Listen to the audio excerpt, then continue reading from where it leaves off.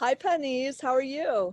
Hello, Christine. I'm very well. Thank you. How are you? I'm doing well. It's great to see you today. It's great to see you as well. So tell us, where are you? Where are you located? I'm in Turkey right now, in Istanbul. Okay. Yeah. And you said you live in Ankara, though? I do live in Ankara. I study there. I study dentistry at Hacettepe University, but it was a last minute decision. I moved to Istanbul. Yeah, I don't live alone in Ankara, and I wasn't feeling really safe there, Yeah. so I moved here. Okay.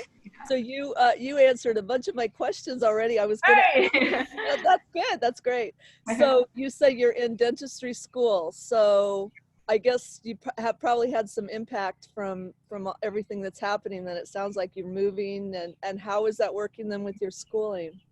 Well, we had to postpone everything. I'm a last year student and I was going to graduate in 3 months, but due to this corona pandemic, our graduation and all of our courses and our clinical times, they got postponed. And yeah, I actually was in a clinic when our I was having a patient and our TAs called us all and told us that we have to postpone and call all our patients and tell them that we have to postpone for at least 3 weeks, which is actually this week, and probably it's gonna last a little longer. So yeah. So what do you think for the future then? What's going to happen with your getting your degree and your graduation and everything? Well, as I'm a last year student, it's mainly we have clinicals, we have like clinical time that we have to finish, clinical courses, and it's probably going to be postponed to summer, but they haven't officially told us anything yet, as they don't know it as well. They don't know how everything is going to go. Mm. So yeah.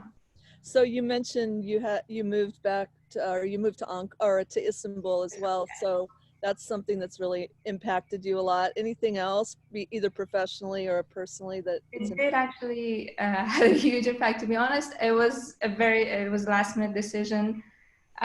Through a night, I just packed everything, and in the morning, I drove all the way here to Istanbul. And after like a couple of hours that I came to Istanbul, they actually closed the roads for intercity travels. So yeah, you got there yeah, just in it was, time then. Yeah, I wasn't really in time, and yeah, yeah. it was a huge decision. But I'm happy that I came here. I feel more comfortable and safe, to be honest. Yeah. So you're quarantining now with, is it family or friends, or like how many people are you quarantined with? That's a lot of questions. I actually live alone. I'm alone here. Uh-huh. That was one of the reasons that I wanted to came here. I just feel safer when I'm alone. I know. Um, well, I always was like a picky person and a clean person, and with Mhm. all this pandemic stuff, and I just feel a little more comfortable when I know who touched what, and Yeah. who's coming to my house and going. So yeah, Yeah. that was I one of think, the reasons that I moved.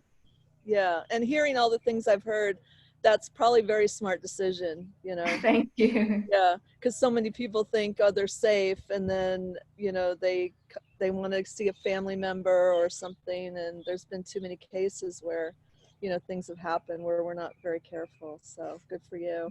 Yeah, that's true. So what are some of the things you're doing then to cope with being like? How long have you been in there, and how are you coping with that? Well, our university had a uh, I'm quarantined myself for at least I think 3 weeks, but I've been here in Istanbul for about a week, and it's I think it's fine. I had some internet issues, and after I fixed that, it was a lot more easier. I could talk to my family, my mother, and I could talk to my friends a little bit more, and it helps. Just I never was a person that went out too much, but I actually do miss it Yeah. now because I don't have an opportunity to do that. But what I'm doing is just I'm catching up on some series. Yes. And we also have some of our online courses, and we're doing that. And I actually started doing yoga, which is a great thing. I always wanted to do that, but I never had the time to do it. So yeah. Yeah, that's great. So, in Turkey, where you are, then, what kind of restrictions do you have there, like as far as maybe going shopping or different things like that? Yeah, there are restrictions. Well, all the restaurants and cafes are closed, but some are open only for takeouts and for orders. Mhm. But all the shops are open. There are some restrictions for banks. Not all of them are working, and when they're working, there's a specific hour that you can go. And even for banks, like you have to wait outside. They only take like one person at a time. But it depends if it's a big bank. They can. I mean, if they have a bigger space, they take a couple of people at the same time. Yeah. But yeah, mainly the shops and the banks are working. The hospitals are working, of course, but all the other things they're closed. Oh, wow. Yeah. All right. Well, anything else you want to add? I really appreciate you talking with me today. Thank you. Well, I don't know. I think we should all be very careful, and we're at a time everywhere in the world. It's just all these cases, and they're rising.